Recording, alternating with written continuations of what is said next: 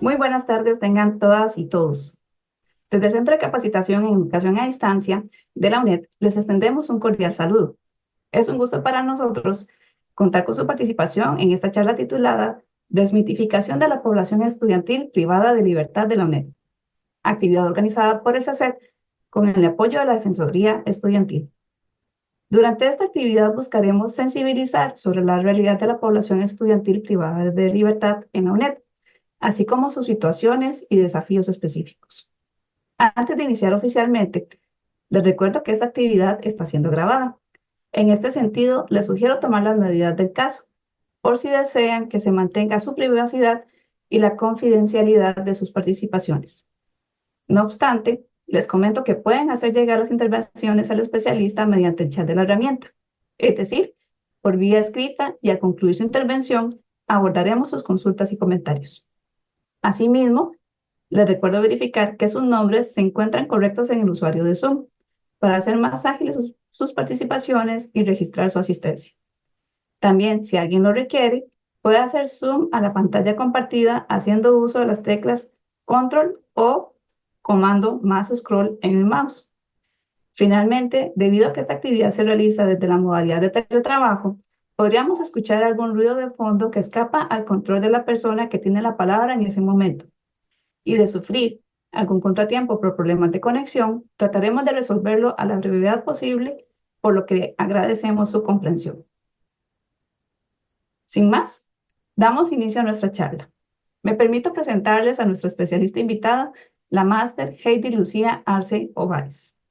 Doña Lucía es licenciada en Historia, máster en Administración Educativa con estudios en Derechos Humanos, certificada en Resolución Alternativa del Conflicto, profesora universitaria, investigadora, escritora, editorialista, guionista, articulista y conferencista.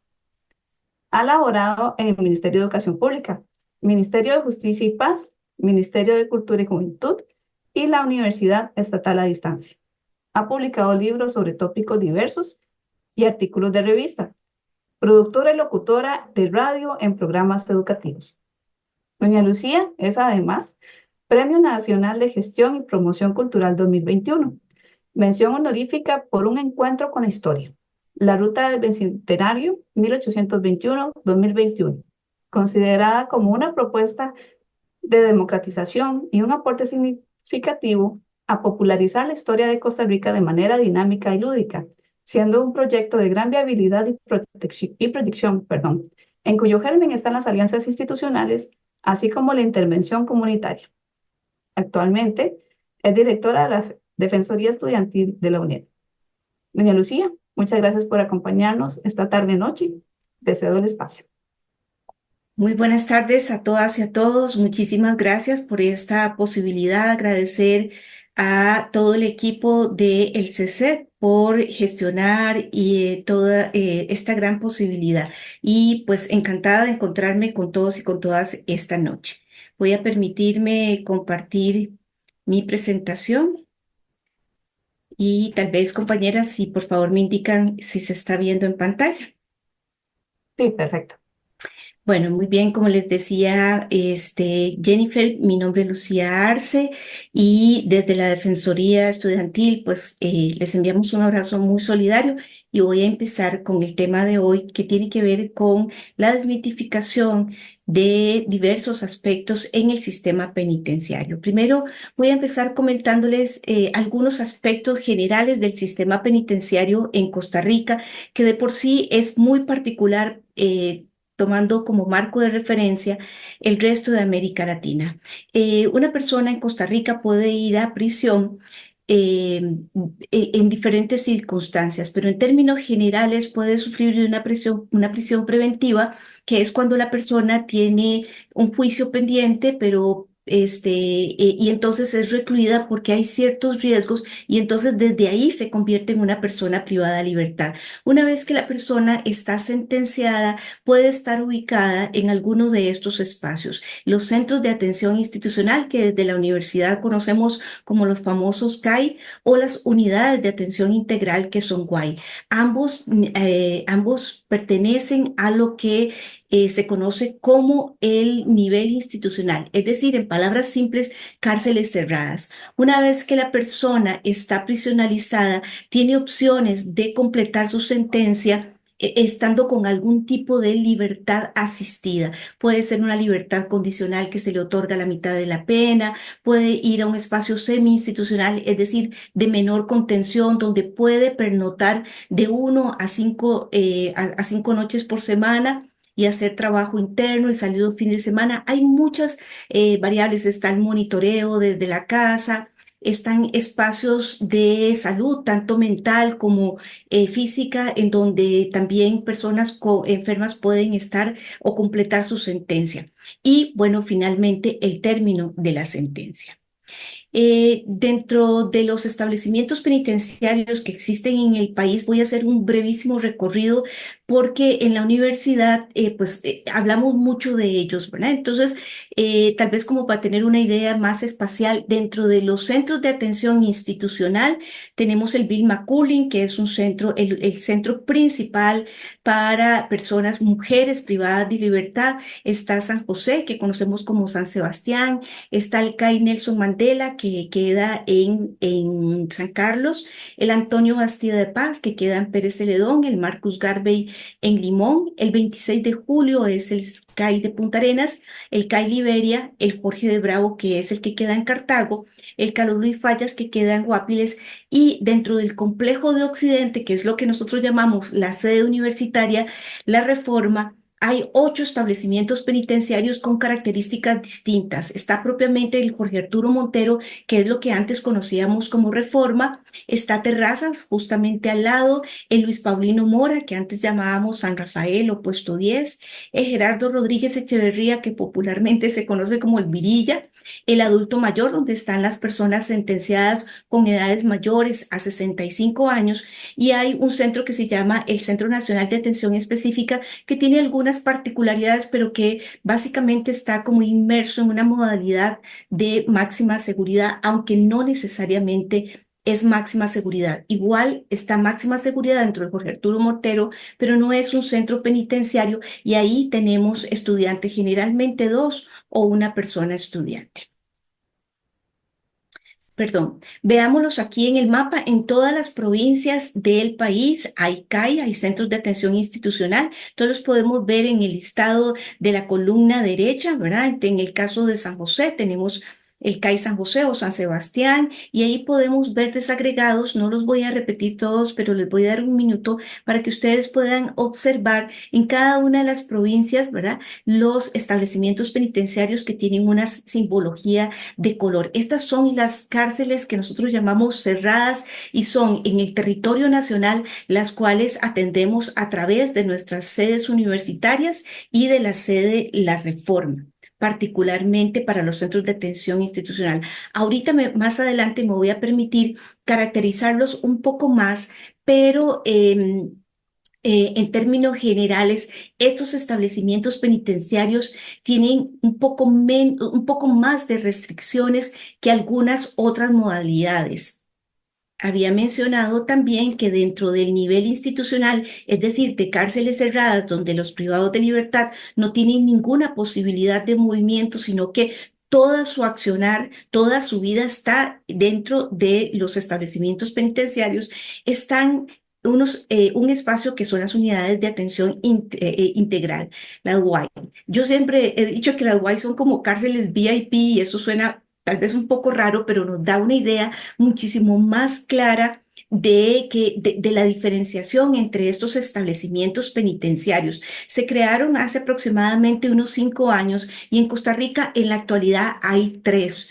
Una que está en Pérez Celedón y que se llama la UAI Pablo Presbere, otra que está dentro del complejo Occidente y que es la UAI Reinaldo Villalobos, y una que está en Guapiles, que es la UAI 20 de diciembre de 1979, y fueron creadas como un proceso también de desinstitucionalización paulatina, aún dentro del nivel institucional.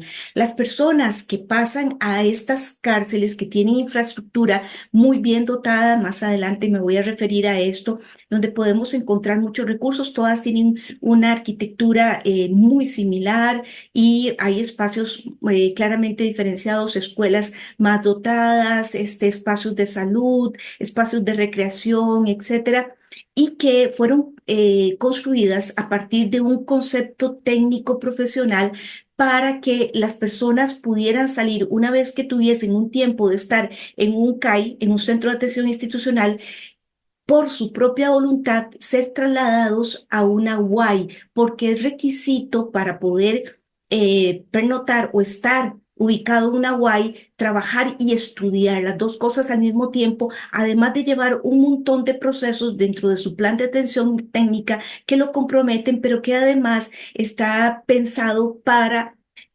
abonar muchísimo más desde el Ministerio de Justicia en disminuir el riesgo de reincidencia delictiva para las personas que están ahí. Es un modelo que definitivamente favorece a una mayor inserción social y hay resultados sustantivos. Nosotros desde la universidad, para quienes están ubicados en cualquiera de estas UAI, tenemos muchas posibilidades. Por ejemplo, un estudiante de la UAI, Pablo Presber, en este año, en una visita que hice, me decía, ¿usted cree que yo pueda estudiar música? Porque yo sé que en la universidad dan música. Y entonces yo hablaba con la persona, esto fue como en enero de este año o a finales del año pasado, y hablaba con la persona encargada de la carrera y él me decía, bueno, si en la UAI hay instrumentos, podría ser que los valoremos. Y efectivamente tiene instrumentos, ¿verdad? Musicales. Hay muchas posibilidades dentro de la UAI y lo que quiero en este primer momento es dejar puesto sobre la mesa que hay diferencias sustantivas entre cada uno de los establecimientos penitenciarios, lo cual nos da la posibilidad como universidad, número uno, de hacer una contextualización muchísimo más concreta y además también de ver esas distintas posibilidades, tanto para desarrollar, ¿verdad? Las asignaturas o los procesos académicos en términos generales, así como también conocer cuáles son esas restricciones. Eh, Vamos a ver, también, bueno, les decía al principio que las personas privadas de libertad pueden tener beneficios. En Costa Rica no hay cadena perpetua. Y entonces, una vez que la persona es sentenciada, tiene algunas opciones de tener una libertad asistida, lo que se llama popularmente un beneficio. Y una vez que la persona puede pasar a esta otra modalidad de custodia, siguen siendo estudiantes de la UNED y damos una cobertura y tenemos que continuar brindando el acompañamiento.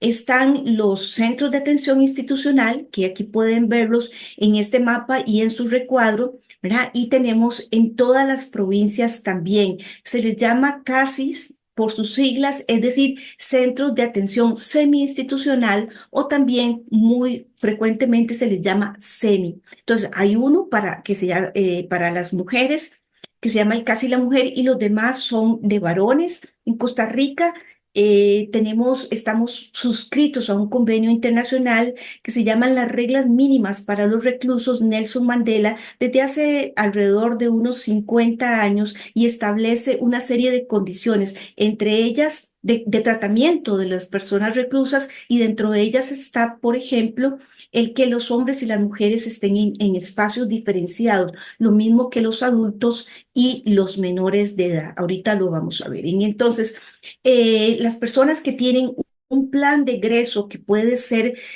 viable, tienen la posibilidad de pasar a un lugar de estos. Hay algunos en los que ellos pernotan, les decían, de 1 a 5 días, como por ejemplo el CAI San Luis, que es una finca y se produce una serie de alimentos para diferentes centros penales.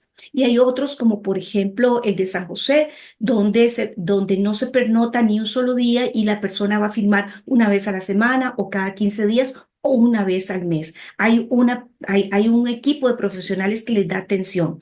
A partir de este año, el Ministerio de Justicia, muy en consonancia con el trabajo que ha venido haciendo, sobre todo con la UNED, eh, definió el establecimiento de una persona profesional que atiende la parte educativa desde los semis, porque siempre hemos tenido, y ahora también lo voy a mencionar, una persona encargada del área educativa, funcionaria del Ministerio de Justicia, en cada uno de los establecimientos penitenciarios, sea un CAI o sea una UAI, pero no sucedía en los semi-institucionales y ahora se ha logrado una mayor apertura y esto le está dando mayores posibilidades de éxito académico y de completar las carreras a los estudiantes UNED. Entonces, igualmente tenemos en todo el territorio, lo cual también permite una mayor cercanía familiar para las personas privadas de libertad. Dentro de la atención específica para las mujeres, hay un CAI para las mujeres, antes conocido como Buen Pastor, ahora se llama Vilma Cullen Rivera, queda en San José, pero además también, y que atiende a toda la población. Dentro del Vilma Cullen se atienden todas las modalidades privadas de libertad que están en prisión preventiva, es decir, que están esperando un juicio, pero aún no han sido sentenciadas, mujeres que han sido sentenciadas, tienen un área para pensiones alimentarias y también tienen un área para el adulto joven, es decir, mujeres que fueron sentenciadas con la ley penal juvenil, pero una vez que cumplen los 18 años, ellas pasan a otra prisión transitoria donde no están, están con adultos, pero que también fueron sentenciados por la ley penal juvenil, pero no personas que fueron sentenciadas como mayores. Esto es muy importante. Entonces, este centro penitenciario ha sido ampliado muchísimo en los últimos años y vamos a encontrar que concentra un tal vez 99% de las mujeres, cual había sido por décadas el 100%, se han creado módulos más o menos hace aproximadamente unos 4 o 5 años en algunos otros espacios buscando esa cercanía familiar. Por ejemplo, hay un módulo de mujeres en el CAI Liberia, que es un CAI de varones, y entonces ellas tienen como una especie de casita, ¿verdad? Donde van en conjunto a actividades educativas, por ejemplo, a la escuela con los varones y algunas de actividades de recreación, por ejemplo, pero no el resto de actividades. También hay un módulo en Pérez Celedón, pero a la fecha no se ha habilitado. Y también hay un semi-institucional donde pasan las mujeres, pero este es mucho más cerrado y tienen diferentes actividades laborales muy desarrolladas. Ok, por otro lado está el Programa Nacional de Atención a la Población Penal Juvenil. Aquí están las personas que, como les he venido mencionando, están sentenciadas por ser menores de edad y todos sabemos que en Costa Rica la ley penal juvenil tiene particularidades con respecto al Código Penal o al Código Penal procesal en Costa Rica y son penas que están muy asociadas a sanciones alternativas o a penas comunitarias para que estos jóvenes entre los 12 y 18 años puedan tener mucho más posibilidades alternativas a la prisionalización. Entonces, el Programa Nacional de Atención a la Población Penal Juvenil ¿verdad? O tiene una población privada de libertad que está en el Centro de Formación Juvenil Seuquí, que queda en San Luis de Heredia. Ahí sí se atiende a la población de forma mixta, ¿verdad? Y todas tienen sanciones privativas de libertad. En este caso, vamos a ver, la UNED ha tenido históricamente muy pocos estudiantes porque como son menores de edad, entonces hemos tenido casi nula participación. No es hasta hace unos 2 o 3 años aproximadamente donde hemos venido teniendo 2 estudiantes, un estudiante. En este momento, bueno, hasta el cuatrimestre pasado habían 2 estudiantes. Y estos estudiantes, estas personas menores de edad, cuando cumplen sus 18 años, pasan, en el caso de los varones, a un centro que antes se llamó el adulto joven, pero que ahora es el Centro Especializado Ofelia Vincenzi Peñaranda y que es parte del Complejo Occidente.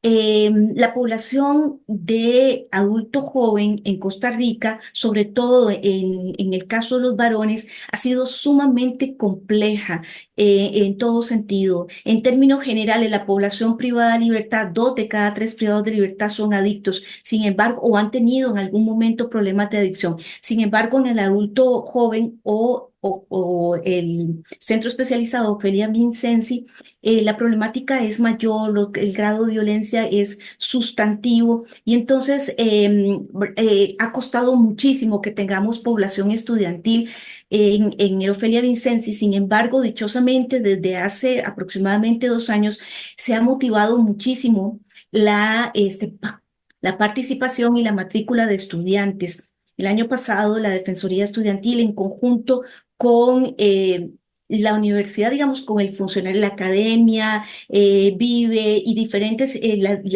dirección perdón, a la Vicerrectoría de Extensión, hemos sumado grandes esfuerzos y ahora tenemos todavía el cuatrimestre pasado alrededor de 10, 12 estudiantes. Esa matrícula ha venido creciendo.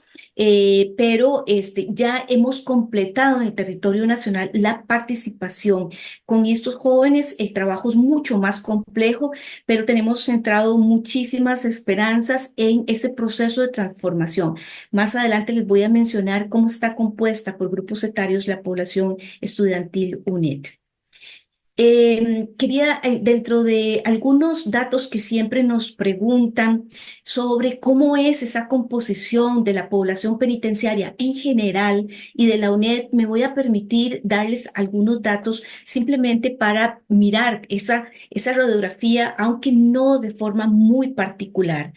De los casi 20.000 personas privadas de libertad, y estos datos son de enero del 2023 porque el Ministerio de Justicia y Paz hace un anuario estadístico, pero lo publica cada año, es decir, que los datos del 2024 los vamos a tener en el próximo enero, pero que son datos bastante recientes, más o menos 20.000 personas privadas de libertad, ¿verdad? Porque hay muchísimo más en otras modalidades de custodia. Vemos que los principales delitos por los que las personas están siendo sentenciadas, y esto también nos da una idea de qué tipo de delitos tienen las personas que son estudiantes o UNED, aunque los tratamos como estudiantes, a veces este ha sido un elemento para tomar en cuenta, ¿verdad? Qué servicios podemos brindar o hasta dónde los podemos llevar y una serie de aspectos a considerar que voy a estar desarrollando más adelante. Los delitos contra la propiedad son los que están en primer lugar.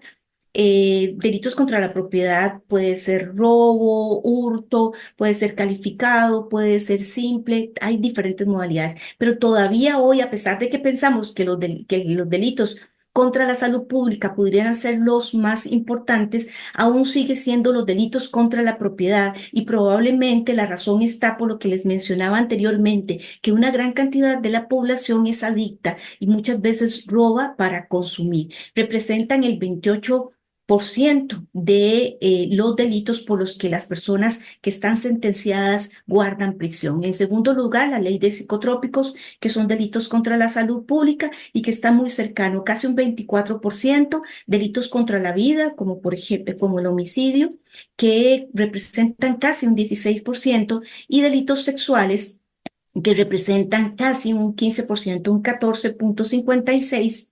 Y finalmente, delitos contra la ley de penalización de la violencia contra las mujeres, que representan poco menos de un 3%. No puse la lista completa, que es bastante grande, pero estos 5 nos dan un panorama claro de los principales delitos por los que la población en general en Costa Rica está prisionalizada.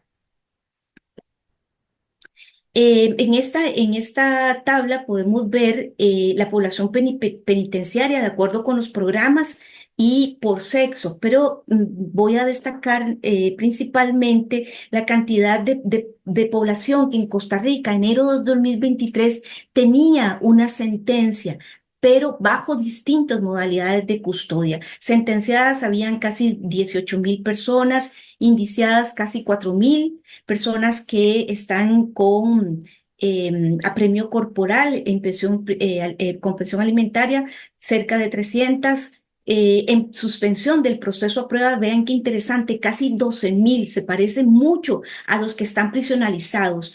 El proceso de suspensión a prueba es una salida alterna a un juicio. Se le da a personas que hayan sido sentenciadas o que vayan a ser sentenciadas con un máximo de 3 años, generalmente que sean primarias, y que tanto esta persona que delinque como la víctima estén en acuerdo común de conciliar, de una reparación del daño, ya sea una reparación natural o una reparación simbólica.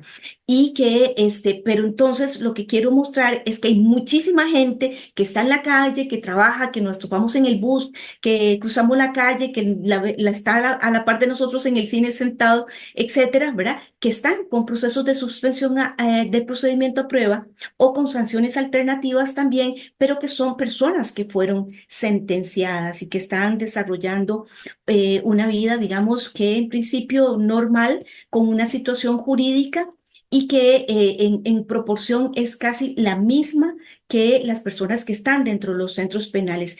Entonces, en este sentido, mostraba estos datos para que veamos, primero que nada, un poco históricamente el Estado de Derecho de Costa Rica y cómo se ha apostado históricamente por sanciones alternativas a la prisionalización, que de por sí también tiene sanciones penales muchísimo más cortas que en todo el resto del continente, ¿no? Entonces, esto es importante tenerlo en cuenta, por favor. También quise anotar, porque es algo que nos han preguntado, ¿cuál es el porcentaje de reincidencia? A veces nos preguntamos, ¿verdad? O sea, ¿cuánto tenemos que invertir o cuánto estamos logrando, ¿verdad? En el tema de educación y en otras áreas de asistencia que se dan a la población privada de libertad. Estos datos que me proporcionó el Departamento de Investigación Estadística del Ministerio de Justicia nos muestra que en el nivel institucional la reincidencia para el año, 2000, año 2023 era de un 14.3, en las UAI de un 8.3, en el penal juvenil de casi un 11%, en el semi-institucional casi un 5%, y personas que tienen tobillera o monitoreo electrónico, que tienen lo que llamamos popularmente casa por cárcel, casi un 7%. Es decir, la reincidencia no es tan alta en Costa Rica como tenemos tal vez una idea, ¿verdad? Y que si afináramos un poco más el pincel con otros datos que no quise agregar, está totalmente asociada con personas con importantes problemas de adicción, pero sobre todo con modos de vida desorganizados que inician, ¿verdad?, desde su más corta infancia.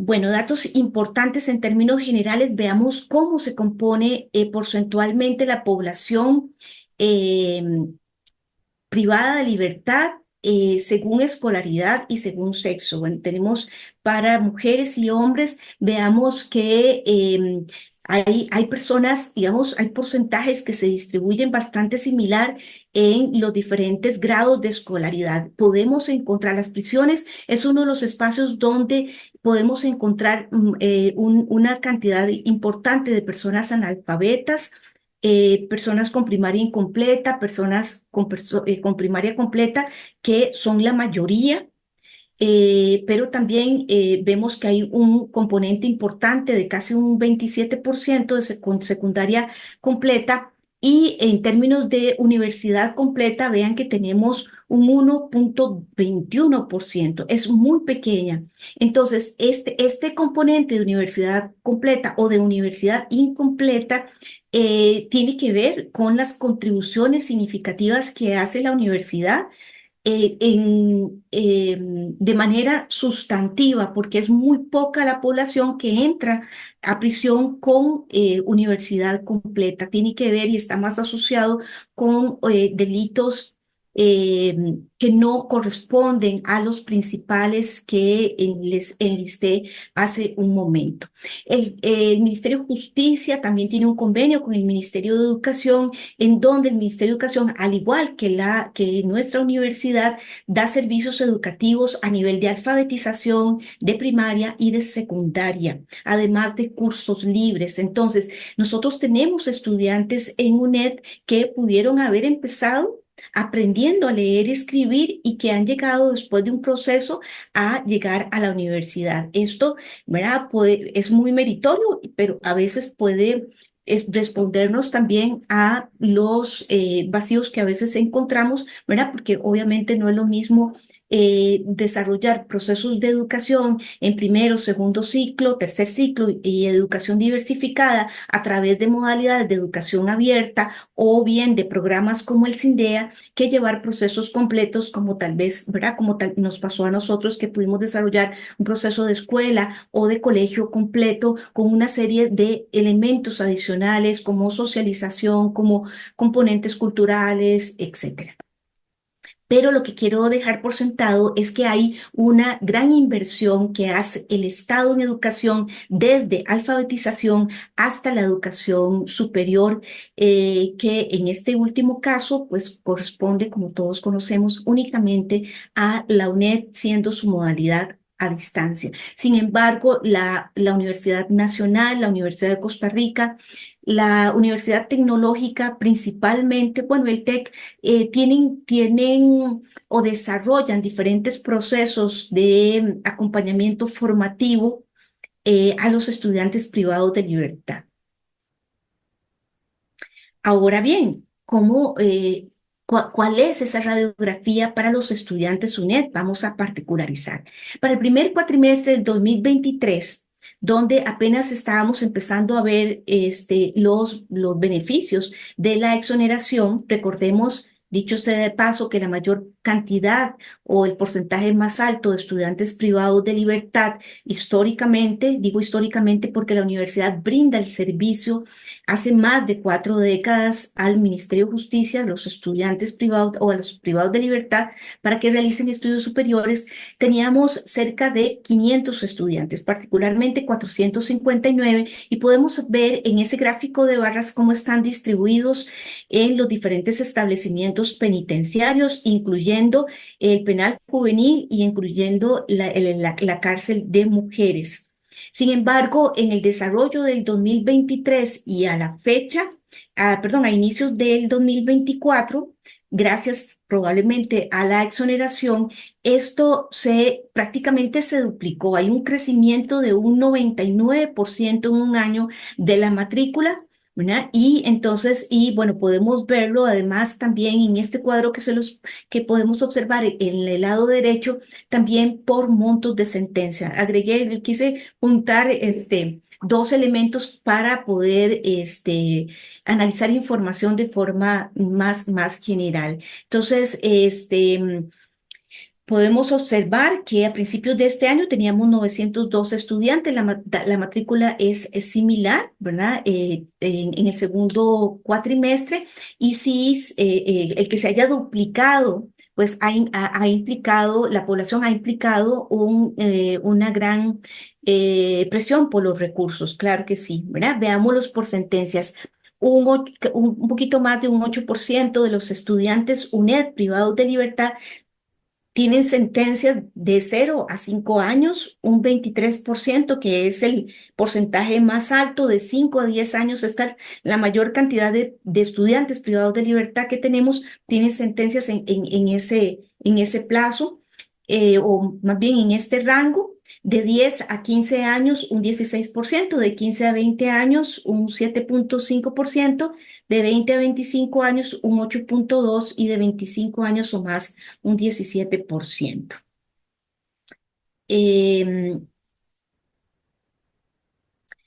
Podemos ver acá, porque volví a repetir este otro gráfico, pero observemos por favor el gráfico a la derecha, el que nos muestra los grupos etarios a los que corresponden los estudiantes UNED a febrero de este año.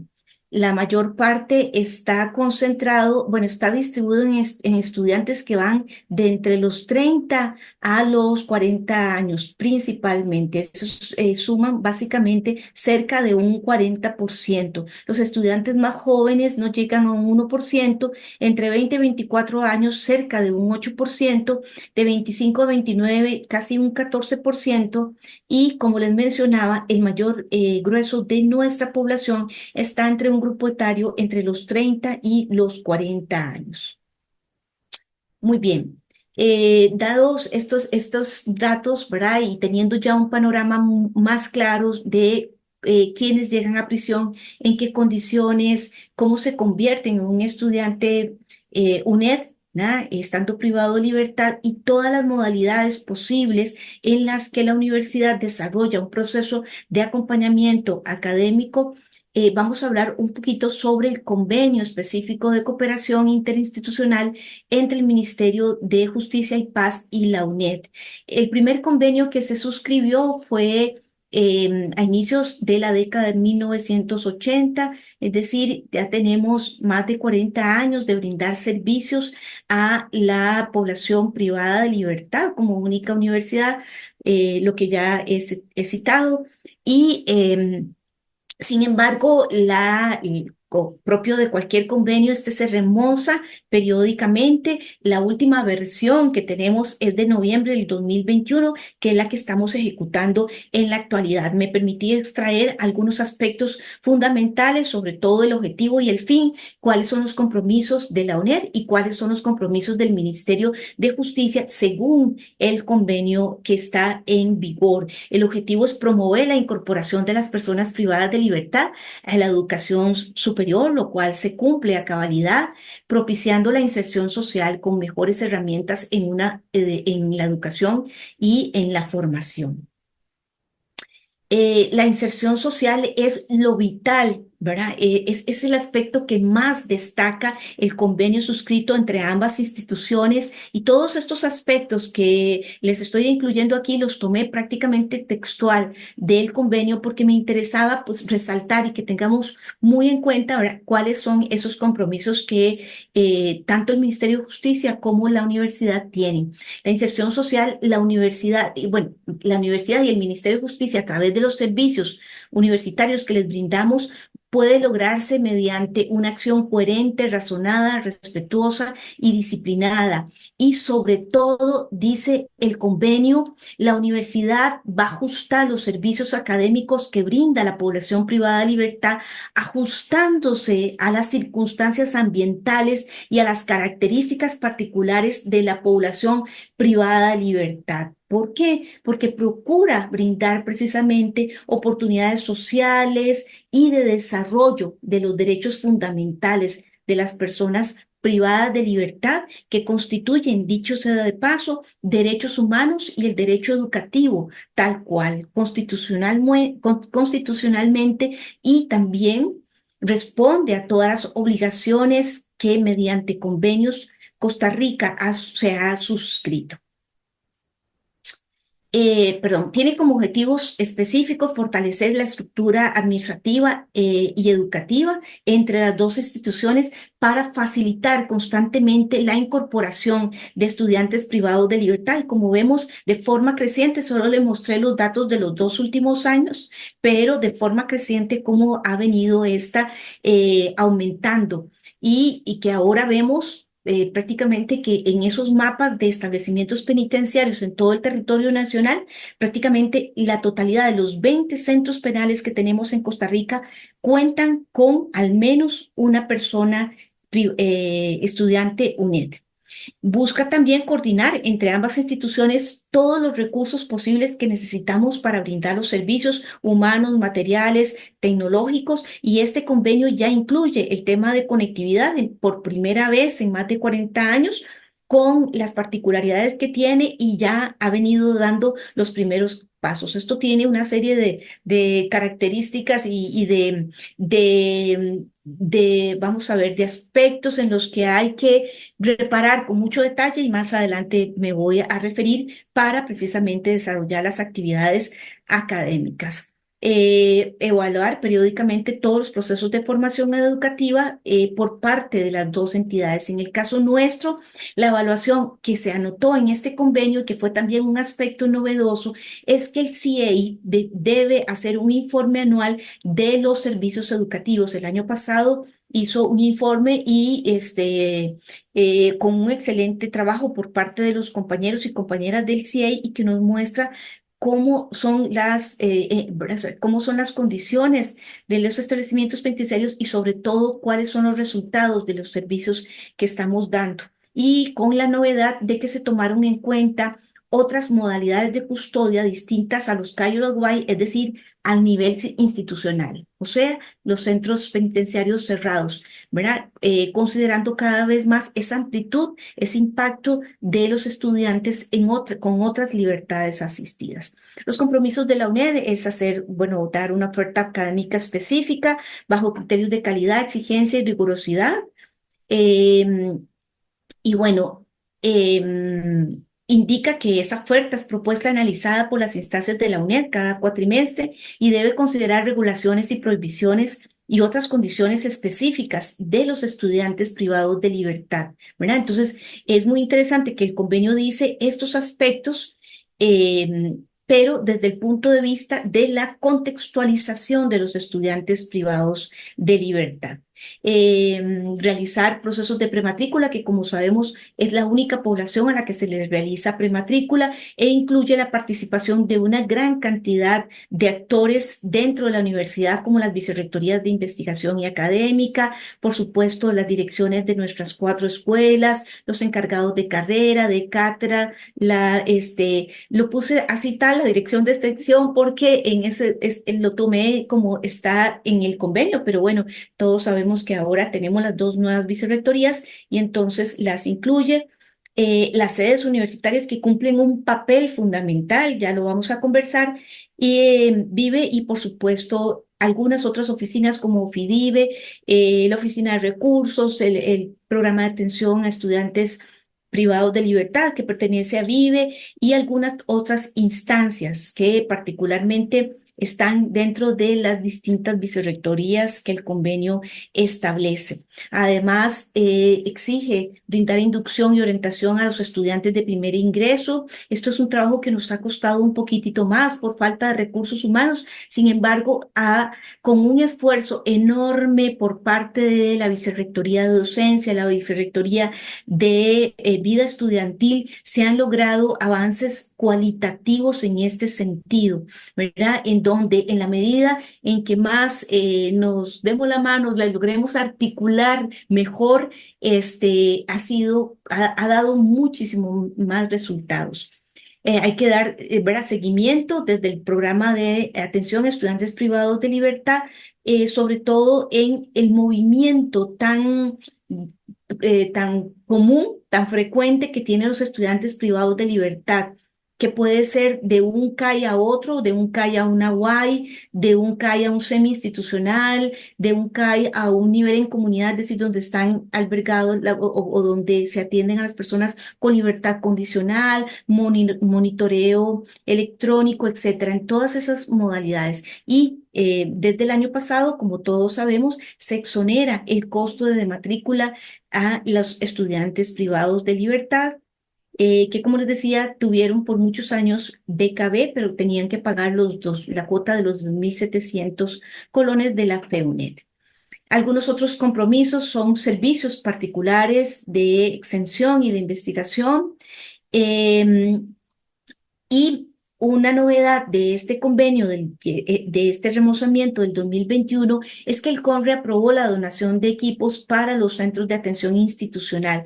Hasta el momento, vamos a ver, hasta hace unos meses contabilizamos desde la Defensoría Estudiantil 121 equipos de cómputo que el año pasado el programa de atención a estudiantes privados de libertad que pertenece a Vive entregó los diferentes establecimientos. Conozco que este es un tema muy importante para conocer y ya vamos a ver más adelante cómo se administran, cómo se utilizan, qué acceso tienen los estudiantes privados de libertad en los CAI y los UAI para acceder a esta cantidad de computadoras que si sumamos y restamos vemos que es absolutamente insuficiente porque no representa ni siquiera una tercera parte de las necesidades en cuanto a la cifra de matrícula. Bueno, tenemos que proporcionar material de consulta para estudio, tanto impreso como en línea, facilitar equipo tecnológico básico, aplicación de estrategias evaluativas, exámenes y otros instrumentos de evaluación presenciales o virtuales. Así está tal en el convenio. Entonces, a partir de este convenio, sí, sobre todo la Vicerrectoría de Docencia, con sus diferentes unidades, no solo la parte académica, sino que también con diferentes departamentos o áreas u oficinas, como por ejemplo la Aguajet, han venido sustantivamente dando servicios que han permitido, sobre todo después de la pandemia y con este convenio que se remoza un año después, ajustando muchísimo más todas estas posibilidades. Y créanme que los resultados están siendo muy importantes. Todavía nos falta mucho que hacer, pero realmente este convenio nos dio otras posibilidades distintas a las que veníamos desarrollando 35 años atrás, ¿verdad? Hay que evaluar los servicios brindados por la universidad y hace más o menos unos 2 años, bueno, producto de este convenio, se creó una comisión permanente sobre asuntos de estudiantes privados de libertad es nombrada por la rectoría y que es supervisada también por la rectoría. Don Rodrigo nombró esta comisión y ha venido trabajando muy dedicadamente. Ha tenido hasta la fecha 2 coordinadores, primero don Marvin Calvo y ahora está doña Fiorella Aguilar, la coordinadora de la UAGED. Y lo más importante o la tarea más urgente que se le asignó a esta comisión fue crear procedimientos para la prematrícula y para los servicios generales que se brindan a la población privada de libertad, sobre todo en la parte operativa. Era indispensable homogenizar o normalizar en todo el territorio nacional, porque ya vimos en los mapas del principio cómo tenemos establecimientos penitenciarios en todo el país. Entonces, ha venido siendo importantísimo cada vez más evaluar sus servicios, estandarizarlos y ahora ponerlos en un procedimiento. El procedimiento de prematrícula ya fue aprobado este año y el de servicios generales ya está a punto de aprobarse, según me comentó don Rodrigo la semana pasada y también don Arturo de la UAGET en estos días. Ya está bastante listo. Esto nos va a permitir también dar un salto cualitativo porque ¿verdad? A veces el que puede lo más puede lo menos. Tenemos un convenio bastante robusto y en términos generales una gran complejidad en el servicio académico que brindamos a los estudiantes privados de libertad, inmerso en lo que representa la complejidad de un sistema penitenciario. No obstante, la cotidianidad es lo que nos ha costado a veces un poco ir concretando, ir manejándola, ir entendiéndola y sobre todo facilitarla. Tuvimos como unos pasos, dar unos pasos atrás. Tuvimos, como pasó en todos los ámbitos de la vida, no solo de la vida costarricense, sino del planeta entero con la pandemia, ¿verdad? Donde se detuvo por un momento y después todo cambió. Al interior de la universidad también pasamos de ser un porcentaje pequeño de virtualidad a ser enteramente virtuales, pero el mundo estudiantil de los estudiantes privados de libertad es un mundo enteramente físico y ahora les voy a explicar por qué. Y entonces este trabajo de la comisión permanente está realmente respondiendo a grandes necesidades y a las quejas más reiterativas que la población estudiantil ha tenido. Esperamos que nos los presenten pronto y sobre todo ir ajustando el pincel. Eh, Algunos otros compromisos es mantener la sede universitaria en la reforma, la sede 33, de todo el sistema, de todo el país tenemos una sola sede universitaria que compete al complejo Occidente, a estos 8 centros penales que les mencionaba al principio, y desde ahí Juan Pablo Camacho Calderón es el jefe de la sede y se atiende a todos los 8 establecimientos penitenciarios. El resto del país, este compromiso de atender a la población privada de libertad se hace a través de las sedes universitarias. Las jefaturas de las sedes universitarias tienen una persona o dos, muchas veces, que son quienes realizan la prematrícula, la matrícula, em, em, también colaboran o contribuyen junto con la UAGED en todo lo que es la organización de aplicación de instrumentos de evaluación, el trasiego de trabajos, tareas, bueno, otros instrumentos de evaluación, etcétera, se hace a través de esos espacios. Contribuir en los espacios físicos que dota el Ministerio de Justicia con mobiliario, y esto lo hemos venido haciendo.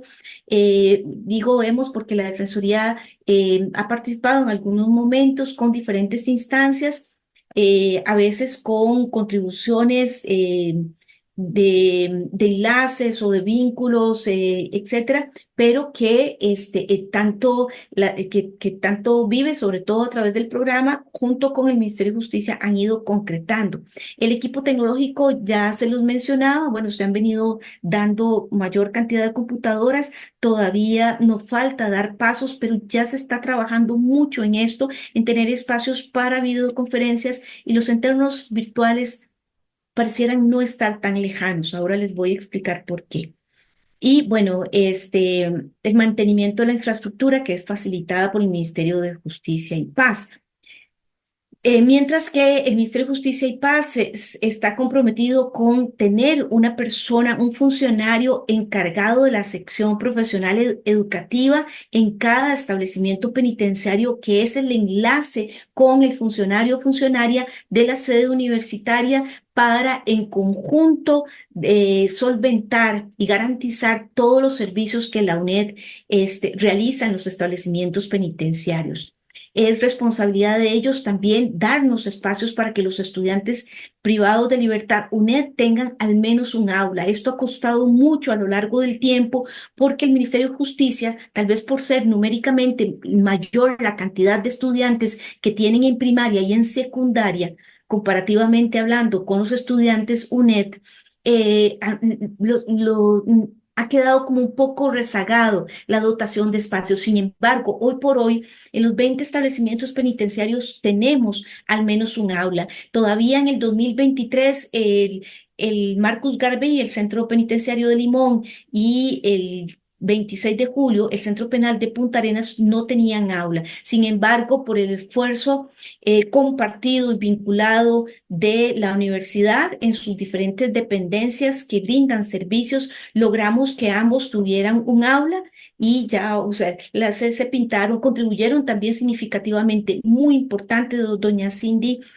como jefe de la sede de Punta Arenas, y doña Madeline en Limón con su personal, y también aquí los avances son sustantivos. Es decir, hemos trabajado muy de la mano con el Ministerio de Justicia para que esos espacios tan restringidos que hay dentro de las prisiones todos los estudiantes tengan al menos un aula para tener las computadoras que hemos donado. Y también a la actualidad venimos vinculando, sobre todo con la carrera de bibliotecología y con el CIDRED, para dotar de libros, sobre todo material especializado vinculado con las asignaturas que desarrollan los estudiantes privados de libertad, para irlo mejorando. Todavía falta mucho, pero ya se está abonando en este sentido. Y, por ejemplo, los nuevos vicerrectores, como don Eduardo, el vicerrector de la Ejecutiva, ya también está muy sintonizado con este proceso, en términos de que la editorial pueda participar e ir sumando. Dentro de las condiciones de los centros penitenciarios, todos tienen un aula, todos tienen equipos de cómputo, de escritorio, no portátiles, porque algunos preguntaban en el proceso de consulta que se hizo antes de esta charla, si si ellos podían tener computadores portátiles. Eso no es permitido. Recordemos que ellos no tienen acceso a Internet. El año pasado hubo una experiencia con un simulador que se llamó por sus siglas Rachel, y que permitió que Pérez Celedón en la UAL de Pérez Celedón se pudieran desarrollar unas asignaturas con simuladores, y esto es algo que la universidad sigue en este momento probando y que pienso que en algún momento puede estar desarrollándose. Hay materiales, los materiales didácticos que ellos utilizan es básicamente la unidad didáctica que les aportamos, más los materiales que ustedes les manden. Ellos si pudieran de sus propios recursos monetarios comprar calculadoras, está permitido tenerlas, pero un porcentaje muy, muy pequeño, que no llega al 1% de esos casi 1.000 privados de libertad estudiantes que tenemos, pueden comprar calculadoras. Ellos tienen acceso al material físico que les mandamos, al digital, cuando los encargados de las sedes les ponen material en su computadora, y tienen salitas con bibliotecas. El material que existe en la actualidad es muy escaso, y esperamos que para el próximo año, con todas las gestiones y las vinculaciones importantes que se han hecho entre las diferentes dependencias de la universidad que tienen que ver con esto, se pueda contar en un plan piloto que tenemos para la UAI y para el centro penal, los centros penales más deprimidos, que son Limón y Punta Arenas, contar con salas de estudio, de libro, con salas con libros, no digamos tal vez bibliotecas muchísimo más robustas. En cuanto a las horas de estudio, que con mucha frecuencia el personal docente encargados de cátedra de la academia nos preguntan, en todos los centros penales, las personas encargadas de la área educativa del Ministerio de Justicia hacen horarios para que puedan acceder y que puedan pasar tareas o hacer ejercicios. Sin embargo, es muy importante que tengamos presente que los estudiantes privados de libertad no en su totalidad pueden acceder a las aulas por diferentes razones, porque están en módulos de alta contención, porque tienen problemas convivenciales, ya sea propios, o porque tienen rencillas con otras personas, y si se encuentran en la escuela pueden tener riesgo de su integridad física. Hay una gran cantidad de razones por las que los estudiantes no necesariamente, aunque haya un aula con computadoras de la universidad, ellos pueden accesarlas. Por eso insisto en que prevalece, ¿verdad? Que el mundo de los privados de libertad es un mundo esencialmente físico. También está la posibilidad de mentoría de pares, que efectivamente se da. Siempre en las prisiones hay una persona que fue profesor universitario, que tiene estudios universitarios, que va mucho más adelantado, o que ya es una persona que ya se graduó de nuestra universidad y que siempre ayuda. Pero sí hace falta que podamos dar un paso adelante para poder avanzar en cuanto a poder estructurar de una forma bien organizada esta mentoría de pares, que podría ser muy útil. El ingreso a los centros penitenciarios es algo que nos preocupa bastante a los funcionarios y funcionarias de la universidad, ¿verdad? Se ha requerido muchísimo por parte de los estudiantes, las tutorías presenciales. Hay cátedras que dan tutorías presenciales, principalmente en el complejo occidente, aunque hay otras partes del país. Sabemos todos que las tutorías no son obligatorias, pero que los estudiantes no tienen otra forma de acceder a ellos, bueno, aparte de lo que se les graba, y que algunos pueden acceder, pero sí se dan, y hay un esfuerzo importante por parte de la academia en este sentido, ¿verdad? El protocolo para ingresar es que hay que hacer un permiso, se puede hacer a través del programa Atención a Estudiantes Privados de Libertad, pero generalmente la academia lo resuelve a través de las sedes universitarias. Hay un código de vestimenta para ingresar a los centros penales, no se debe entrar en chancletas ni en pantaloneta, las mujeres ni en camiseta de tirantes, sino que generalmente entrar con tenis, un pantalón de mezclilla y una camiseta, una blusa de la universidad. Eso es lo que deberíamos tener. Siempre debe de haber custodia desde el inicio del establecimiento penitenciario, y solo podemos entrar cuando hay un permiso. Hay objetos que se permiten, pero la mayoría no. Este, Principalmente aquellos que podríamos entender como razones obvias, objetos punzocortantes, pero además también tecnológicos. Podemos, por ejemplo, meter una computadora o una tablet o una llave malla, siempre y cuando esté en el permiso establecido, ¿verdad? ¿Cómo es el trato con las personas estudiantes privadas de libertad? Con total respeto en ambas vías. Son personas que cuando llegan a los espacios de las aulas están enfocados en eso y entonces es importante no ser ni permisivo, ¿verdad? Ni tampoco demasiado temeroso, ¿verdad? Pero la Defensoría Estudiantil, el programa de atención a privados de libertad, así como algunas otras instancias de la universidad, dan inducciones y nos quedamos a las órdenes para quienes quieran. Podemos organizarlo, ya sea individual o en grupos, si desean asistir. La Defensoría Estudiantil también tiene un programa de visitas anuales en donde nosotros tenemos un forms y la persona, y este año agradecemos que una buena cantidad del personal, sobre todo de la Vicerrectoría de Docencia, se ha sumado y nos han acompañado a los establecimientos penitenciarios. Únicamente se les puede visitar de lunes a viernes de 8 a 3:30, nada más. Los sábados y los domingos ellos los destinan para visita. En cuanto al trasiego de instrumentos, es algo que se ha complejizado muchísimo después de la pandemia, les comentaba antes, ¿verdad? Hay un procedimiento que está en aprobación, como les comenté antes, pero que ahora ha logrado ordenarse muchísimo y en esto ha hecho un trabajo sustantivo la UAGED. Hay 6 periodos posibles en donde las diferentes cátedras pueden poner la recolección de instrumentos de evaluación y tienen que ajustarse a eso. Y después hay todo un algoritmo, hay todo un proceso en donde se recogen los instrumentos para que no sean extemporáneos. Generalmente de cada una de las escuelas hay una persona diagramadora o asistente que son los que mandan, por ejemplo, las orientaciones académicas principalmente contextualizadas y que para que puedan llegar, ¿verdad? O que lo remiten a la UAGED. Hay un buzón digital desde hace más o menos 1 año y medio, casi 2 años, que se llama Material CAI@UNED y es donde cada una de las cátedras manda el material, ¿verdad?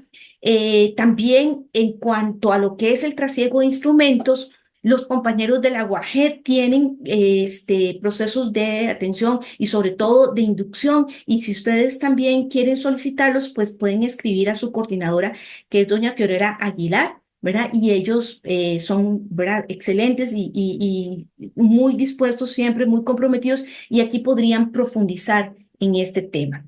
¿Verdad? Nos preguntaron, bueno, ¿cómo debo cuidarme durante las tutorías o la aplicación de pruebas? Básicamente es que ustedes se garanticen que hayan personal de seguridad con ustedes. Es importante, sí, personal del área educativa también los está guiando. Los privados de libertad no hay que darles demasiada confianza, nunca hay que darles nuestros números, no, pero además tratarlos como personas que son y en respeto, funciona muy bien. A nosotros no nos interesa cuál es su condición jurídica, son estudiantes para la universidad y en ese sentido debemos de tratar a las personas.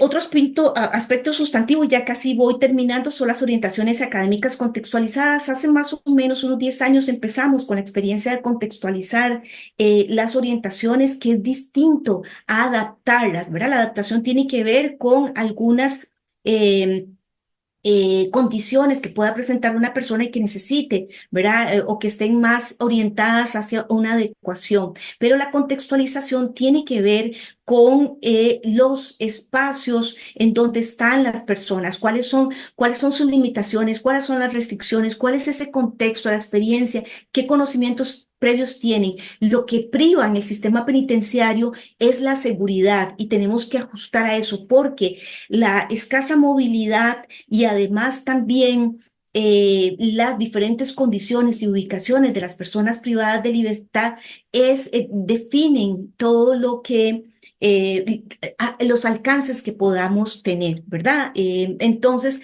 la contextualización dichosamente o se hace para el 100% de las orientaciones académicas que enviamos. Me contaba doña Fiorella que ya este cuatrimestre, por ejemplo, le pregunté, las orientaciones las tenía casi que a inicios de cuatrimestre, generalmente llegaban hasta 2 semanas después de que arrancaba el cuatrimestre y eso hacía que tuviéramos casi que una bola de nieve en el resto del cuatrimestre porque llegaban tarde. Siempre pasan algunas cosas. Hoy, por ejemplo, estaba en el SEMI San Luis, en Heredia, donde ahora les conté al principio, tenemos 13 estudiantes privados de libertad en un espacio donde antes no teníamos y 3 de ellos nos dijeron no me han llegado las orientaciones. Aquí pueden pasar muchas cosas, ¿verdad? Y no estoy diciendo que sea, pues, que sean las cátedras, que sea la UAG, que sea, pueden suceder muchas cosas en ese trasiego, siempre pasa, principalmente estamos en tiempo, pero quiero resaltar que se ha mejorado en cuanto al proceso del trasiego. Lo que sí es muy importante y por eso agradezco tanto este espacio y a ustedes que me escuchan, porque en la medida en que conozcamos muchísimo más el sistema penitenciario dentro de la estructura y la infraestructura penitenciaria, podemos acercarnos más hacia esa contextualización que no exige una disminución en la dificultad de las asignaturas, sus objetivos y sus contenidos programáticos, ni exime la rigurosidad y la excelencia académica, ¿verdad? Por el contrario, debería potenciarlas. Lo que sí aquí podría llevarnos a un gran debate es qué ofertamos, qué no ofertamos, etcétera, pero que no es, ¿verdad? El objetivo de esta charla, ¿verdad?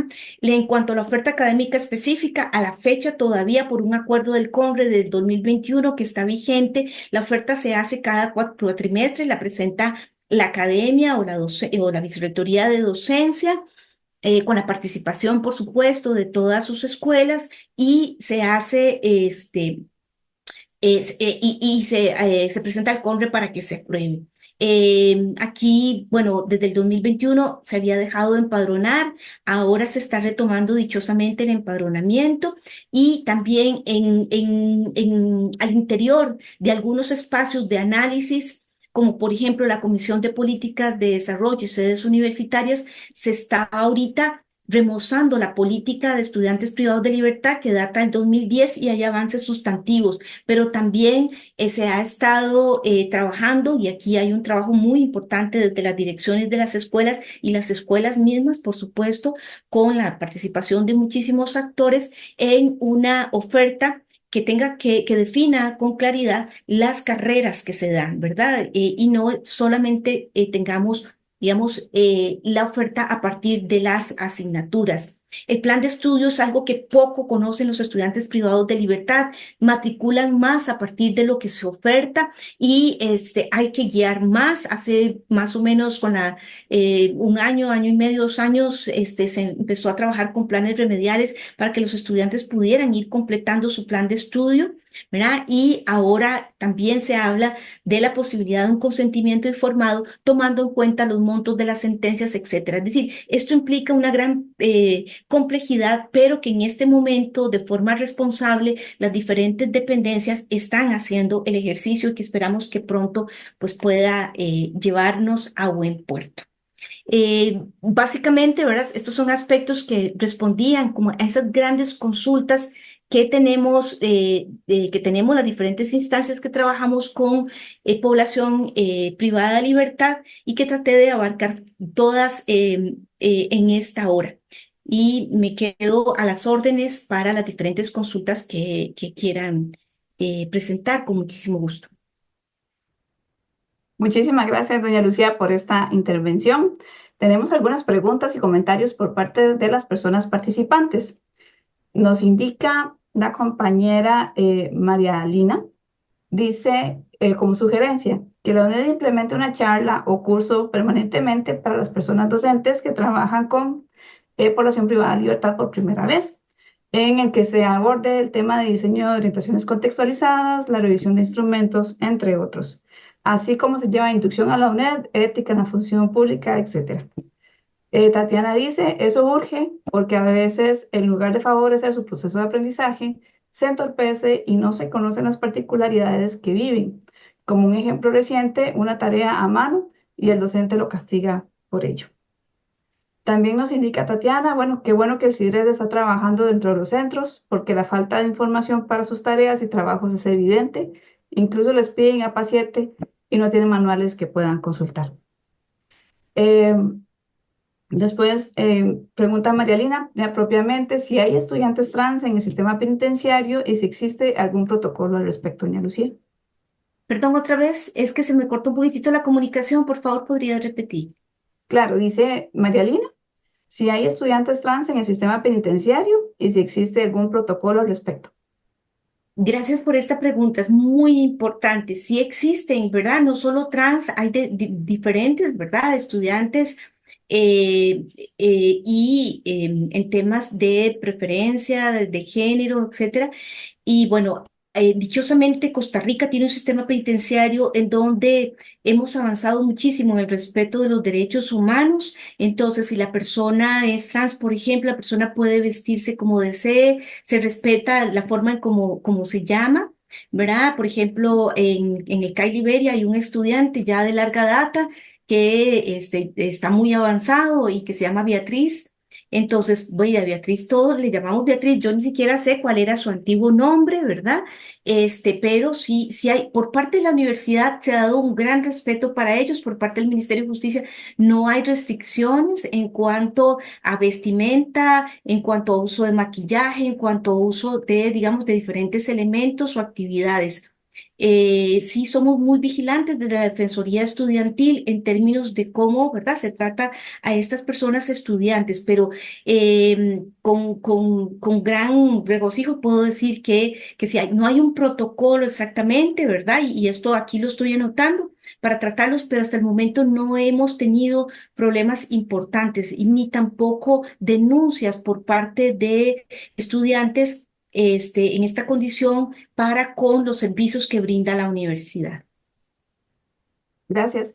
Nos pregunta Tatiana sobre el proyecto Rachel.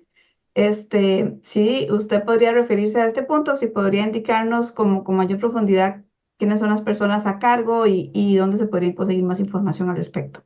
Claro, el proyecto Rachel es un proyecto que surge desde el laboratorio Catrares, ¿verdad? Desde el Fab Lab. Doña Diana Hernández lo lideró junto con cátedras desde la carrera de gestión turística. Fue muy interesante, se desarrolló en el último cuatrimestre vamos a ver, el año pasado. No sé, no recuerdo si fue en el último cuatrimestre del año pasado y consiste en, yo no soy muy tecnológica, consiste en que ellos compraron un simulador, una especie de simulador, que es un aparatito que parece un router y ahí las dos cátedras metieron toda la información y todas las actividades, lo que hace es simular la plataforma. Entonces, las personas estudiantes que trabajaron desarrollaron todo desde ahí, y entonces fue bastante exitoso. Doña Diana Hernández ha presentado los resultados ante diferentes instancias. Ahorita todavía está a la espera de si la universidad, las autoridades universitarias deciden continuarlo, pero tengo el conocimiento que también hay una experiencia o una herramienta similar que se ha venido trabajando. La posibilidad de contar con una especie de simulador es muy importante porque permitiría que un porcentaje de la población privada de libertad pueda trabajar a través de una herramienta similar y que facilitaría, vamos a ver, no sé si facilitaría necesariamente, y esto se lo digo como si fuéramos amigos desde siempre, ¿verdad? El trabajo de las cátedras implica inicialmente, como cuando preparamos, los tutores preparan todo el material, toda la plataforma implica prepararlo. La misma preparación sería con un simulador, como en esta experiencia que se realizó.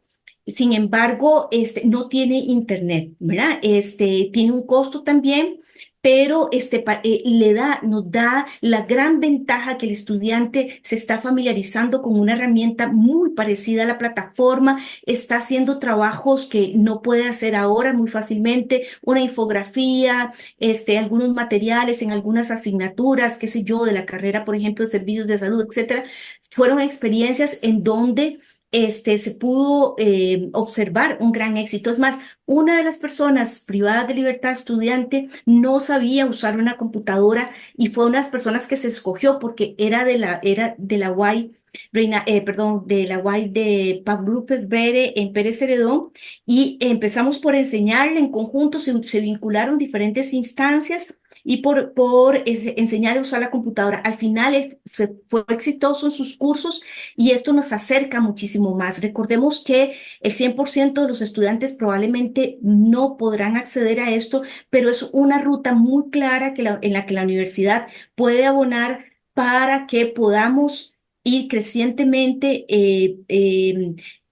asemejar el mundo de los estudiantes regulares en términos de las plataformas educativas a los estudiantes privados de libertad. Es bastante posible sin utilizar Internet, porque el recurso de Internet está restringido en términos de seguridad y eso es algo en que el Ministerio de Justicia y la UNED y el Estado costarricense y también la opinión pública está totalmente de acuerdo, ¿verdad? Nadie quiere que los privados de libertad tengan acceso a Internet y eso se va a resguardar. Pero sí, ya esta experiencia fue bastante exitosa. Entonces, repito, doña Diana Hernández del FALAC fue la que puso en marcha y están muy satisfechos. Más bien están como muy deseosos, ¿verdad?, de poder realmente ya implementarlo a más gran escala, aunque también se viene experimentando con otra herramienta. Muy bien, muchas gracias. Dice, ¿qué sucede? Nos pregunta Alexander, ¿qué sucede cuando el privado de libertad tiene permiso de solo llegar a dormir y matricular cursos? ¿Debería ser evaluado como un estudiante regular?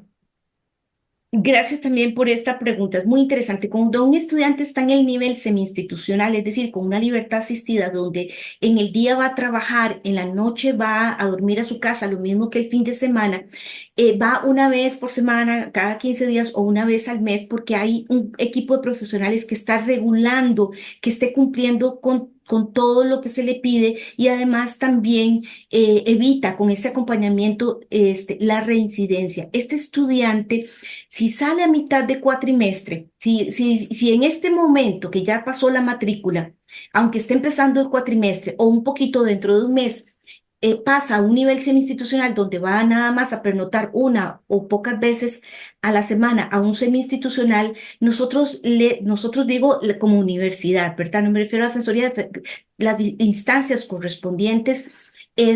Lo que hacen es que le brindan el acompañamiento a través de la sede universitaria. No entra a la plataforma porque esto significa una gran dificultad para el estudiante y también para la academia, de incorporarlo de pronto en algo que no conoce, donde ya están los grupos organizados, etcétera. Entonces, si está con cuatrimestre empezado, el servicio se le completa, pero no en el establecimiento del semi-institucional, se hace a través de la sede universitaria. La sede universitaria va y presenta exámenes, va, presenta sus tareas, las recogen, hacen el mismo trasiego, etcétera.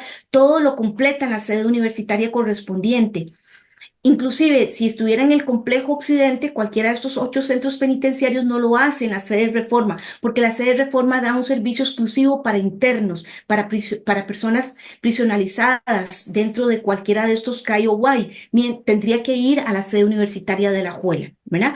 Pero el siguiente cuatrimestre, el estudiante ya tiene que matricularse a través de la web y también va a hacer todo su proceso académico, aunque no ha cumplido su sentencia y está yendo a un semi a través de la plataforma, ¿verdad? Entonces, así se da el proceso. Lo único es que tiene que llevar una serie de acciones porque el acompañamiento desde el programa de atención a privados de libertad continúa. Por ejemplo, inmediatamente que sale, tiene que llenar un formulario de actualización, lo cual le permite conocer en qué condición está, dónde vive, a cuál sede universitaria va a estar adscrito, y además también se le mantiene la exoneración hasta el último día en que cumple la totalidad de su sentencia, independientemente de que esté en una cárcel cerrada o en un espacio semiabierto o totalmente abierto, como por ejemplo el nivel en comunidad, donde ellos ya es el juez ejecutor de la pena que les da la libertad condicional y también tienen que ir a firmar una vez al mes. Entonces, es la sede universitaria quien garantiza todo ese acompañamiento. Perfecto. Nos pregunta Tatiana y Florángel sobre dónde pueden conseguir un informe elaborado por el CA y si existen reportes y quiénes conforman la comisión que usted mencionó ahorita. Muy bien, el informe del CIEI se lo pueden pedir, ¿verdad? Propiamente a los compañeros del CIEI. Francia fue la que lo hizo, pero pueden solicitar al CIEI el informe y se los presentan. Y si no, con muchísimo gusto me pueden escribir. Mi correo es harce@unet. Tal vez Jane me puedas ayudar con anotarlo ahí en el chat. Ujú. harce@unet.ac.cr o defensoría@unet.ac.cr. Con muchísimo gusto se los puedo facilitar, pero también lo pueden pedir al CA. Después, ¿qué más? ¿Me preguntaste? Perdón. Por las personas que conforman la comisión o si La persona existen ya sí, gracias. reportes del Sí, trabajo la que están comisión, realizando. Gracias. La comisión en la actualidad está coordinada por doña Fiorella Aguilar, que a su vez es la jefe de o la coordinadora de la UAGED. Ella la está coordinando porque la persona que inició la comisión se había formado hace muchos años, hace mucho tiempo. Lo que pasa es que se había desactivado y ahora con el remozamiento en el 2000, a finales del 2021 del convenio, don Rodrigo la reactivó de manera sustantiva y ahora tenemos estos productos. Entonces, la comisión está liderada por Fiorella y hay personas de diferentes instancias. No las preciso ahorita todas, pero por ejemplo, Noelia Vega coordinadora del programa de atención a privados de libertad, ¿verdad? Sí está, creo que hay representantes de las sedes universitarias, ¿verdad? Eh, pero básicamente tiene esos actores de docencia, particularizando en la UAGED y también de la Vicerrectoría de Vida Estudiantil. De acuerdo, muchas gracias. Dice, nos pregunta José Alfredo si hay datos sobre el rendimiento académico y Alexander si hay investigaciones sobre o estudios para saber y determinar el costo financiero de esta población de estudiantil. Estas preguntas son muy importantes. La Defensoría Estudiantil pidió sobre ambos, bueno, al CIEI, por ejemplo, le pedimos uno de rendimiento académico, sobre estados financieros no se han generado. Este estudio de CIEI básicamente lo que ha evaluado son los servicios, porque esto es lo que el convenio le pide. Pero hasta el momento no desconozco que hayan, a pesar de que yo los he pedido en diferentes oportunidades. Ahora se dio una coyuntura muy interesante que se está revisando en este momento en que al interior de la Comisión de Políticas de Desarrollo se está remozando la política de estudiantes privados de libertad, que como les decía, ya es un poquito viejita, del 2010. Se está revisando los resultados de la exoneración. La exoneración, como les dije, es bastante reciente. Tenemos el año 2023. Para este año se aprobó para todo el resto del año y va a quedar, quedó incorporada en el nuevo reglamento de becas que empieza a entrar o que entra en vigor a partir del primer cuatrimestre del 2025. Entonces, para este momento, la semana pasada, justamente la comisión pidió un estudio de rendimiento académico y de costo financiero para conocer cuáles son los resultados que están teniendo con la exoneración y poder valorar, ¿verdad? O sea, cuál es esa inversión. Pero hasta el momento no se ha dado y es muy interesante. Yo le agregaría a esto también conocer, ¿verdad? Estudios que sí tiene el CA, pero que no necesariamente hemos sistematizado o consolidado en un estudio que nos dé un panorama completo de los servicios de la universidad por un lado y por otro lado de los resultados que la población privada de libertad haya tenido. Eh, para saber antes con la beca B cómo estaban y compararlos también. Ahorita, según el acuerdo del CONRE para la exoneración, los estudiantes privados de libertad a partir de la exoneración pueden matricular un máximo de 4 materias, ¿verdad? Y solo les cubre hasta bachillerato, nada más, grado, nada más, posgrado, ¿no? Pero sí es indispensable. En esto comparto con ustedes y es una tarea en las que hemos venido abonando, ¿verdad? Y que esperamos que estén pronto. Anoto también esta consulta porque nos da la luz de que es importantísimo que una vez que esta evaluación, este análisis, estos resultados los conozcamos, se compartan con toda la comunidad universitaria. Muy bien. Por último, doña Lucía, bueno, nos indica Tatiana que, bueno, muchísimas gracias por toda la información. Dice que es muy relevante este tema. Sería bueno, bueno, perdón, esta es doña Flor Ángel que nos indica, sería bueno crear un reporte histórico de personas privadas de libertad graduadas de la UNED, saber cuáles carreras han estudiado e investigaciones que sirvan como testimonio sobre el beneficio que le generó esta oportunidad para presentarse a la sociedad. Indica Tatiana, ahora sí, excelente espacio, muchas gracias. El programa de atención a estudiantes privados de libertad debe tener más presencia con esta población, así como lo hace la DEFE. Por último, doña Lucía, tal vez que nos indique usted, ¿verdad? ¿Qué recomendaciones nos puede dar para mejorar los servicios que ofrece la UNED a esta población? Más bien, muchísimas gracias a ustedes. Estaba viendo también, aparte de lo que Jane nos está leyendo, algunos comentarios y algunas experiencias. Es muy importante, ¿verdad? Que si poder tener la posibilidad, y se las voy a contestar si el CESET lo tiene bien, ¿verdad? Cada uno en particular, para darles algunas recomendaciones concretas sobre las experiencias que nos cuentan. ¿Qué podemos hacer para mejorar los servicios?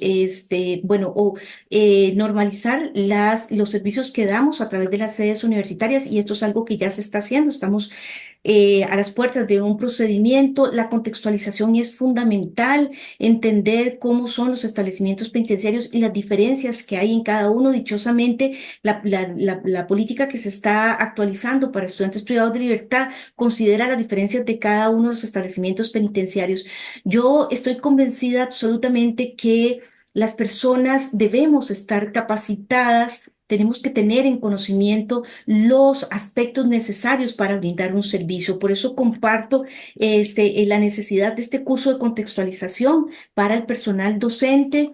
Es una iniciativa que esperamos poder concretar y que la Defensoría se pueda sumar a ella, pero es indispensable. Necesitamos mejorar la contextualización que realizamos, ajustándola muchísimo también a una adecuada mediación pedagógica. Es muy importante que entendamos que los estudiantes privados de libertad, la única forma que tienen para comunicarse con sus personas encargadas de cátedra es a través de la vía telefónica.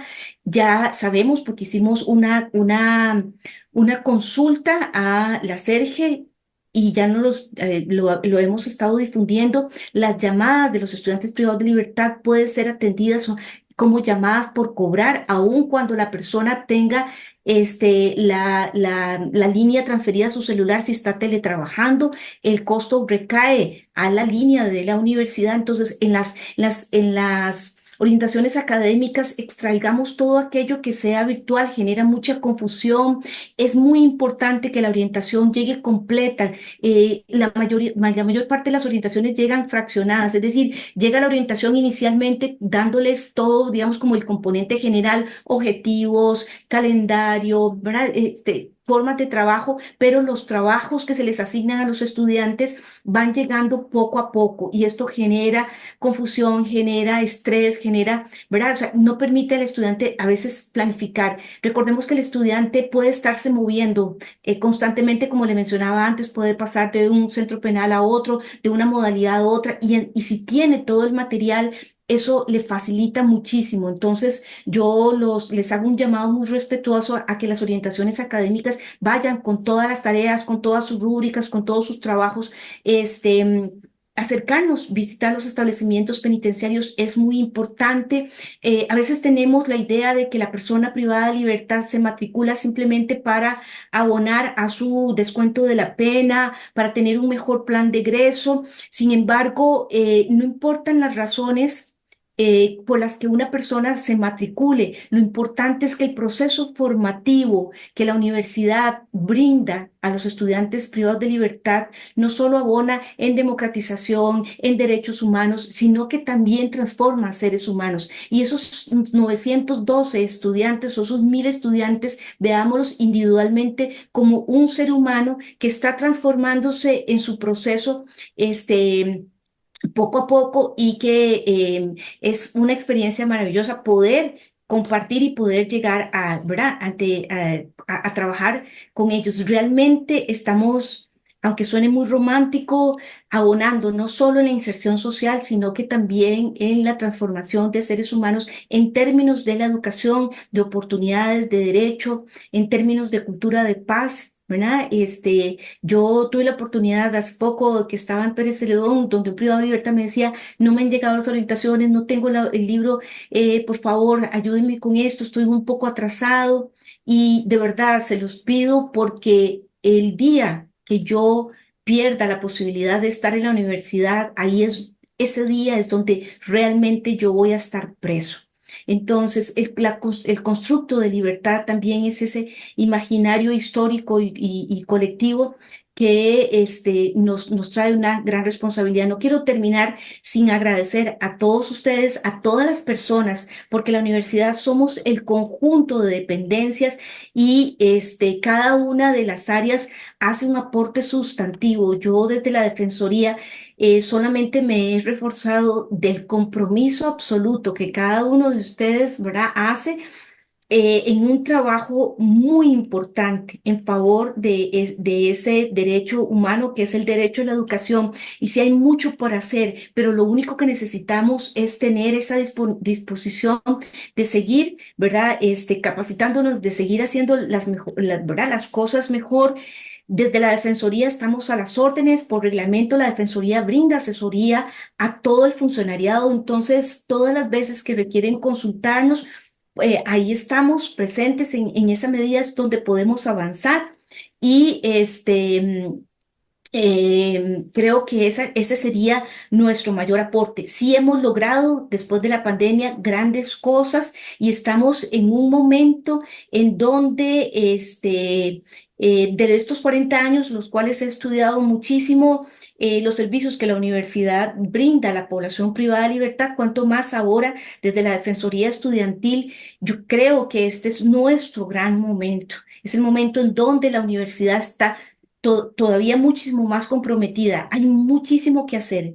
Yo les brindo la mano desde la Defensoría Estudiantil para que trabajemos juntos. La vinculación y la comunicación es la tarea más urgente en el servicio a los estudiantes privados de libertad. Muy bien, muchísimas gracias, doña Lucía, por esta charla, por toda la información que nos compartió. De esta forma finalizamos. Este, Estamos seguros pues que será de mucho provecho esta charla para todas las personas funcionarias que deseen conocer más sobre el tema y que trabajan para esta población estudiantil. Agradecemos a todas las personas que nos acompañaron en esta noche. Para Julia, Jonathan y mi persona y el resto del CESET, fue un honor haber compartido con ustedes en esta actividad y que tengan una muy linda noche.